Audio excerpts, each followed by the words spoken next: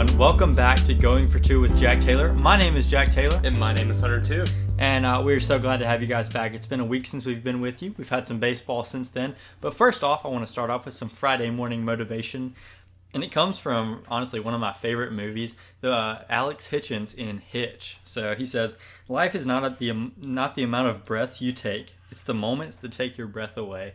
And, dude, did we have some moments that took our breath away this weekend against Tulane? We sure did. And that, you know what? That's our first topic. And, among other topics, we're gonna talk about how, we're glad we didn't get to watch the USM game. I would have hated to watch a dominant pitching performance. Yeah, that sounds horrible. We're going to talk about a little bit about rankings. And then the new ticket situation. 2 claps and a Ric Flair for that. We can sit outside now, maybe, possibly. Yeah. And then we're going to talk about our team going forward, talk about a little bit of our pitching, our batting, and then our defense, which has been some of the bigger questions this year. Yeah. Then we're going to talk about our competition coming forward until we meet y'all again. So, yeah. And then we're going to close it out with some Instagram questions, as always. Which is just our favorite part. Yeah. So, So, first of all, that Tulane game was really, really fun. Yeah, the whole series was just incredible. It started off on the mound for them. They had Brandon Ultoff, who, all things considered, wasn't just like this dominating presence on the mound. He was a crafty little pitcher who just, threw probably 90 miles an hour max. That just had us on our heels the entire game. He went 8 innings, which is just insane, and probably could have gone the full 9. His pitch count wasn't crazy high. Yeah, we gave him enough 5-pitch innings. Yeah, it was like hittable pitches, but he was just mowing us down. Yeah. Like, he wasn't striking everybody out. He was just pitching to contact and doing a really good job. What do you think about the situation when we sent the umpires out there to check for a foreign substance? Okay, if it was really for a foreign substance, that's something that you do in like the first inning. If it's anything after that, it's a really petty move, I think, by Lamonis. It's just Ultoff had the best reaction you could possibly have. He really did. For a pitcher, I feel like that's nothing but a compliment to you, because it's like your stuff is so nasty that there's no way you're doing this just by yourself. You have to have something going on. And so he gave the glove to the umpire and said, you can check it if you want to. You can check anything on me. I promise you I'm doing this by myself. He gave us a thumbs up. And then gave the dugout a thumbs up and continued to mow us down for 5 more innings. Yeah, that right there really could have been a changing point in the whole game. Yeah, if Rowdy would have got if Rowdy gets a double, Rowdy would do a thumbs up, and that would be the end of the game. Everything would go, yeah. But Brandon Ultoff, for those who don't know, he's an All-American pitcher. He should have been drafted last year had it been a normal draft. It was only 5 rounds, but he will be drafted this year, probably pretty early, if I had to imagine.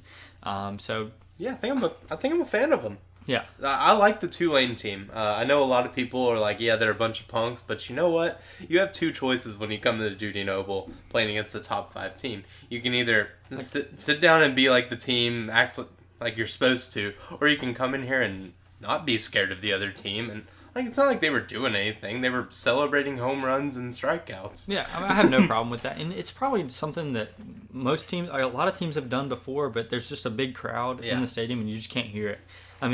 With a 25% capacity crowd, you can hear everything that goes on. You can hear outfielders talking to each other. You can hear, obviously you can hear the opposing team's dugout, which you couldn't hear in a normal Dudy Noble field. So I'd love to see Tulane in an Oxford Regional. Yeah. That would be so much fun. I don't want to smell them in a Starkville Regional. Me either. But, if they went to some, I guarantee whatever regional they're a part of, it's going to be a lot of fun, and they have a really good chance of winning it. Because other than the bullpen, that team is pretty set. Winning 2 out of 3 against them, feels really good. And we're playing with, our offense didn't really show up until the 9th inning of the last 2 games of that series. Our defense was really, really slacking. And still no Bednar. And starting pitching is lacking, And Sarantola was not good. Christian McLeod's not himself. Sarantola just hadn't seen much of him this year. We've seen that one game. Our best pitcher? Sims. Landon Sims might be the redeeming factor of our pitching staff, but starting pitching we haven't seen a great start yet, other than maybe the Southern Miss game. Yeah. But let's talk about the Southern Miss game. Let's do it. Everyone's excited that, it wasn't even on ESPN Plus. Yeah. if you wanted to keep up with this game, your options were Twitter and Jay Powell and Jim Ellis. So bad radio call. I don't know why it was off, but it just was. Yeah. At the time, we thought there was a Brad Cumbus home run, and turns out Brad Cumbus was injured. And still don't really know what was going on there. But I thought it went off the wall in the bullpen. Yeah, me too. For the record, love Jim Ellis, but last night's it was just a weird call for the game. But last night was our first. What I would say was our first dominant starting pitching performance. You had Houston Harding going and striking out. I don't know the exact number, but striking out a lot of batters, and then everybody that came in relief did the exact same thing. 20 batters struck out for Southern Miss, and that is just a staggering number. I think I saw that we haven't struck out that many batters in a game since 2003. That's been a long time. Yeah, that's like a few years ago. Yep. More than a few. And we won the game 4-1. The only run it was an unearned run by a Brad Cumbus error on a base hit by Dustin Dickerson. So West Jones product there. Got to give him a little shout out in the 9-hole. But not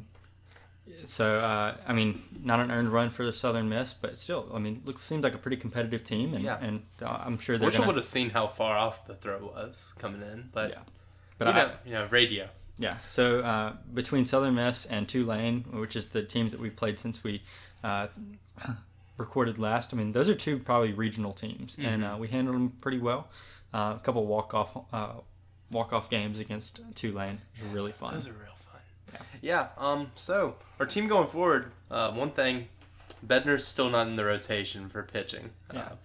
Really no word on that. At first in the Texas tournament, it was stiff neck. Now you got to be thinking, it's something with his arm, but then again, you don't want to think too much about it because it's not really our business, I guess. But pitchers are weird. You got to wonder, So not really sure what's going on with Bednar there, but I'm not hating the Fristo starting on Sundays. Yeah, I like Fristo. Yeah, Fristo's growing on me. I think we have about 18 or 19 guys in our bullpen for some reason. So. We've pitched like 23 pitchers so far this season, which seems excessive. Yeah, but a deep bullpen is really essential to making any deep run in college baseball. We can find 6 guys out of that. That seems like a winning. Yeah, because you think about the 2019 team, which was dominant from start to finish. You had guys in the bullpen: Colby White, Liebelt, and Cole Gordon, and those are the 3 guys you think of. So, you're talking about 23 guys in our bullpen, and maybe we can find 5 or 6 guys. Which one of those 3 would you bring onto this team this year? Liebelt had some pretty nasty stuff, but Gordon was a shutdown closer. Yeah, and we saw in the game in the last game against Tulane, Spencer Price kind of gave up what could have been that was a shot, by the way. Yeah, gave up a home run. Second ball of the day that landed on the practice field. Yeah, but I believe in Spencer Price, but having Cole Gordon, they come in, you just know you're not going to lose the game. That's a good feeling. Yeah. So, but Colby White throwing 99 miles an hour is not bad either. Yeah. What do you think about our bats? I think we're all right. I think we're going to be all right. The more at bats you get, the more games you play, the better you're going to be as a hitting team. I don't like that we're not showing up to the 9th inning, but then again, it's Mississippi State baseball. You gotta. What's exciting if it's not in the 9th? You gotta be the cardiac dogs, for sure. But just trying to sell more shirts. Yeah, I think that'll continue to get better as we go. We started out with Rowdy being really hot this year, and hadn't seen much from him lately. But I'd be willing to bet he's going to get some big hits this weekend. And TA. We saw against Tulane. He might strike out 3 times in a game, but when it's crunch time, he's gonna deliver. Well, like you said, best guy on the team. I was doubting it for a little bit, and then you're like, dude, he's got it right here. Yeah, that was so fun. He got interviewed after the game and was like, I knew going in, I had 3 strikeouts coming in, but the mentality never changes, and so that's huge coming from a veteran guy, because he's going to be preaching that to the younger guys on the team. So that's really, really big. But we have had some defensive issues. Yeah. What are you thinking about Cameron James? Seems like every other game is amazing, and then the others are not. Yeah. So I know we mentioned this last time. His tournament in Texas was not good at the plate. but he didn't seem to be too bad in the field. And then since then, he's been really good at the plate with 3 home runs, but has committed maybe like 5 errors. Seems like it. Something like that. And so Lemonis was on an interview, and he said that throughout the whole fall and fall Bulldog World Series, whatever, he didn't commit a single error. And so that defensive talent is there. Kind of like the batting, like the more reps come in, you got to feel like he's going to be more comfortable. It's his first year starting at shortstop. So you think it's just early season baseball, basically? Yeah, baseball's weird like that. We could drop a weird game here and there, just like Cameron James can drop a weird ground ball here and there. So baseball is just weird like that, and you're going to have early season struggles, but you're really hoping that he can figure that out by SEC play, or we might be looking for a new shortstop. Yeah, one bright spot we've had in our middle infield, Scottie De Bruyne. Scottie De Bruyne, absolutely. What a guy. Getting on base and been pretty much exactly what you want from a second baseman. He's not going to hit for power. We know that by now, but a steady second baseman. Yeah, and, I like De Bruyne. I like it. I requested to follow him on Instagram 4 days ago. And haven't gotten accepted yet. He's a busy guy, busy guy. New to Mississippi State. I'm sure he's just trying to catch on to the. Yeah, there's so much to do. Okay, and you know what? Tonight we are not playing Tennessee Tech. We're not. We are playing Kent State. Yeah. So that was a late little switch there. Yeah. Tennessee Tech. Apparently there was some contact tracing or COVID going on there, so we had to switch gears really quick to a team that ironically swept Tennessee Tech this past weekend. So we're playing Kent State. Yeah. It was a really weird situation because when everything was going on, it was just after the whole Tate Reeves thing came out about the 100% attendance in outdoor venues. Everyone's like, yeah, Mississippi State's about to release some stuff. And it's like, oh, Mississippi State is looking for a new opponent on Saturday for the weekend series. Maybe Tennessee Tech didn't want anything to do with the full capacity Duty Noble Field. It was really weird. I don't know, but I'm glad we got Kent State. Their RPI is way higher. Yeah, it'll be a good win if we win. Yeah, and for those of you who don't know what RPI is, don't worry because neither do Hunter and me. So it won't matter until a little bit later when we know what it is. It just really it depends on strength of schedule and strength of record, whatever. But which is really hard to measure at the beginning of a season because you beat someone and then they have no wins. It's kind of just it's a toss-up. So Tennessee Tech, for reference, they had a RPI of 156, which is really low. And Kent State, on the complete other side of the spectrum, they have a RPI of 27. That's so weird. A sweep against them would look a lot better than a sweep against Tennessee Tech. Yeah. And even though, Tennessee Tech, they're a team that's had some success in the past couple of years. Winning in the regional in Oxford a couple of years ago, that was really fun. Yeah. So can't ever let them forget that. But really looking forward to playing Kent State, and they might have a good pitcher. Yeah. I did some quick research because, we've only known about this game happening for a day. Yeah. And I figured out that they have a really, really good pitcher. Luke Albright. Yeah. Had a 2.4 ERA in 2019. Really good. Just have nice change up and everything. Good breaking balls. I don't think he's going to touch mid to upper 90s or anything like that, but really good breaking balls, good curveball, good slider, and you know what? He could be a crafty guy like Ultoff and could have us on our toes the whole game. So got to look out for that. I'm sure they could be a Tulane team that is maybe good with starting pitching, but might not have as deep a bullpen. Yeah. Just because smaller teams like that just tend to not have a good bullpen. They do have 2 batters batting around 411 or something. Yeah, we did look, and they're not a big home run hitting team, but you talk about a team they get on base and run, hitting for average and getting on base. That's them. And so, a Mississippi State team that has starting pitching wise has just been putting guys on base to lead off innings, whether it's by walks, hit by pitch, giving up hits. That could be pretty dangerous. But hopefully, we'll throw a lot of people out at second. That's all you can hope for. Logan Tanner continuing to have just an incredible year. Logan Tanner should have a really good weekend because they should be sending them often. It's a team that, playing in Duty Noble Field doesn't really have too much to lose, I don't feel like. You get swept by Mississippi State. It's a you're getting swept by the number 3 team in the country. It's not like it's going to look that bad. So you might as well try to score as many runs as possible. Yeah. And what you going to do, lose? Yeah. But. Yeah, and you know what? You know what we forgot last week? We forgot the oversight of actually having midweeks. Yeah, yeah. Well, we kind of forgot about that. And so this week we're actually going to talk about our midweeks coming up. Yeah, we actually have 2 of them. So yeah, real fun. Maybe we'll get to go to both of these. Yeah, maybe so.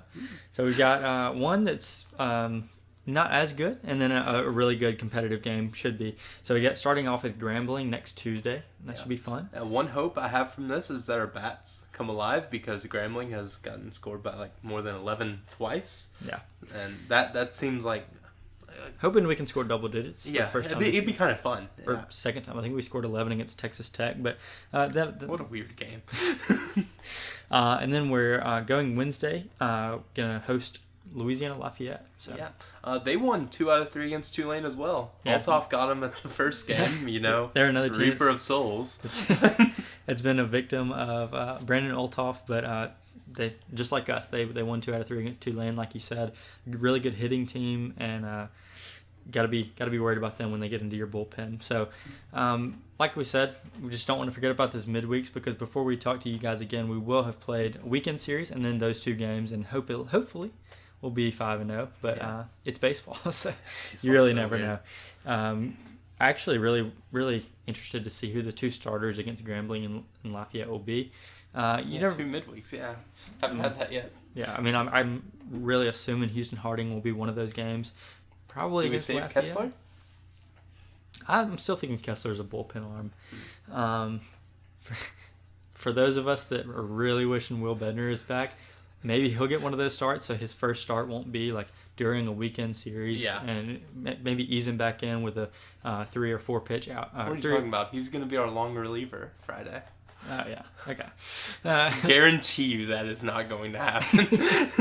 But maybe like a good 3 or 4 inning appearance, and then could possibly be ready by that weekend or the next weekend. So just looking forward to that. I really hope we see Will Bednar this year. But it's just what's Mississippi State season without losing a pitcher early? Yeah. Okay, so JT again. Oof. Not hoping that on him. What are you talking about? He only pitched when he was cold once, and then his shoulder started hurting. But you know what? Didn't hurt his draft stock that much. He's doing great things right now. In spring training with the Mets, so proud of JT again. Yeah, can't wait to see him ball out. Okay, you know what time it is? I think it's time for Instagram questions. Easiest part of this. Okay, first question is from Drew Robinson, which... Drew has asked a lot of questions here, going for 2. Some really good ones. Really, really good ones. He let us kind of rag on the Dodgers last week. Totally unintentional. Didn't mean to do that. But I just want to send a thank you out to Drew Robinson. Yeah. Very, very loyal listener. Absolutely. Yeah, okay. Great friend. His question is, could you explain why Vandy is so good at baseball, but laughably bad at football? All right, so I'll lead off talking about baseball, and you can finish off with the football aspect. So baseball, incredibly weird sport, whereas in most college athletics you get like at least enough scholarships to cover a decent amount of a starting rotation or a starting team. But in college baseball you get 11.7 scholarships, which are divided among like 40 guys, and so you got guys getting half scholarships, fourth scholarships. You have really it only makes sense. You have really good players like Jake Mangum playing without a scholarship for 4 years. Just really weird instances like that. And Vanderbilt doesn't have a limit on scholarships. So private schools. Weird. Yeah. So they can recruit a lot deeper than most teams can. I'm not saying that Mississippi State is struggling with recruiting at all. A lot of guys will come here even if they have to pay for it. So, but Vanderbilt is definitely at an advantage there against most teams in the country. Yeah, and I think in like baseball, getting 1 or 2 recruits can change your whole season. I mean, you get an ace on your team. Maybe 2 aces. Maybe a guy like Kumar Rocker or Jack Leader for Never Vanderbilt. Step off leader. That could be all that you need to win a national championship, because you score 1 or 2 runs in those games. You got to trust that those guys. It's a game. Yeah, I mean, it's pretty crazy. Yeah, and it would be easy to just be like, yeah, Derek Mason bad, but they've been worse before Derek Mason. Yeah. But now he's out of there, and maybe Clark Lee can do some good stuff coming from Notre Dame. So I mean, maybe no, I don't know. Vanderbilt could technically be okay. Kevin Seals looks. Yeah, I mean, don't they beat Ole Miss every now and then? Yeah, I mean, I've heard Ole Miss doesn't lose to bad teams though, so I don't. Debatable. Yeah, Vanderbilt must be good then. Okay, next question is from RT Bulware. Have we seen this baseball team at their best yet? I'm going to give that one a pretty resounding no. I think that we've got a lot What if you better. only count the ninth inning? We might have seen some of the best ninth innings that we're going to see this year. A walk-off grand slam is about as good as it gets. But in terms of just this team putting it all together, we haven't seen a good starting pitching performance in a weekend series yet, which is really, I mean, you could look at it as a negative, but that's really we're not playing our best, but we're 6-2. Yeah, I think we're going to be good there. Once Cameron James shores up at shortstop, I think we're going to be a really good defensive team. And you got guys that are not even starting every game. Like Brad Cumbus is really good bat, and he only starts when we're facing a left-handed pitcher. Yeah. So I mean we're a deep team, we're a good team, and when we put it all together, we're going to prove that we're one of the top 3 teams. Yeah. I think that goes pretty well into this question from Brooks Taylor. Is Tulane good again, or was it just an off weekend? I think it's really a combination of both of those. Yeah. I think they're really good, and we had an off weekend. Yeah. I mean, Ultoff is an All-American pitcher. That game went about as it should have, except for drafted. The 4 errors by Cameron. But you know what? Yeah. Came back. Yeah, there was a phantom hit by pitch there, but all in all, Brendan Ultoff is really good. He deserved a win in that game, and he got it. But other than the 9th inning of games 2 and 3, I mean, it wasn't looking too hot. It was an off weekend for sure, batting wise, but we got it done. Tulane's bullpen is. Tulane is either that or cardiac dogs. Tulane is a very good team, other than their bullpen. I will say maybe they can shore that up as the season goes on. I'm glad we didn't. Maybe it's good enough to win American Conference Glad series. we didn't meet them later in the season when they have a bullpen figured out. That'd be. We might have gotten swept. That'd be an 0-3. I mean, we were so close to getting swept. Yeah, that doesn't get talked about enough. Yeah. We could. So what would we be ranked, do you think, if we got swept? I think that Tulane might have jumped up into the rankings, and we would probably be somewhere around 15, 16. That seems about right. Yeah. I was thinking 17. Ole Miss dropped a series against UCF and went from 1 to 6. But if they had gotten swept, it could have been down to 9 or 10. Hey, don't talk to us if your team's not top 3, right? Don't talk to us if your team has lost a series. So couldn't be me. I love baseball. Kinda. I'm getting there. I'm starting to like this. Okay, and then our last question is from Nathan Taylor. What do you think about moving Scottie De Bruyne up to leadoff? Absolutely in favor of that. Yeah. I love it. I mean, he's a guy that, like we said earlier, he gets on base, he hits for contact, and as crazy as it sounds to not have a Mississippi State center fielder leading off for us and Rowdy Jordan or a guy like Jake Mangum for the past 4 years. Dude, who's Jake? Rowdy Jordan is a guy that's going to hit for power, so I would rather him come up in more opportunities with guys on base, so that if he does hit a home run, it's going to be a 2 or 3 run shot. Going to be a 2 or 3 run shot rather than a solo shot. It just kind of makes sense there, and both guys are going to get on base, so you might as well put the guy that's going to hit for power back in the lineup. So yeah, that seems to make sense. Maybe we should write that into Lamonis. I'm sure he hasn't thought about it. Yeah, but I mean, Rowdy's a great hitter. Like I said, he's probably going to pick it up again this weekend. Just didn't have his Texas series again. Didn't hit 3 home runs. So I was really expecting that. I was really expecting him to hit 25 home runs this year. Yeah, it seems about right. Brent Rooker type beat, but no. And I think everyone, that's going to be it for today's show. Thank you for listening, and if anyone has any questions, please just send them our way on Instagram. It'd be great to hear from y'all. Yeah. As always, it's just so great to bring this podcast to you guys. I love baseball season. Hunter's getting there. Yeah, it's growing on me. Yeah, and so we're looking forward to a great weekend series against Kent State and some great midweeks coming up next week. Can't wait to come back to you guys next week. And until then, peace.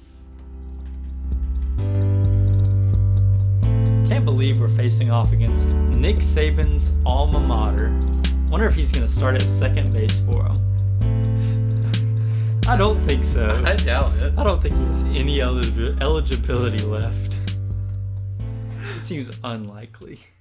Isn't this where LeBron went to college? He didn't go to college.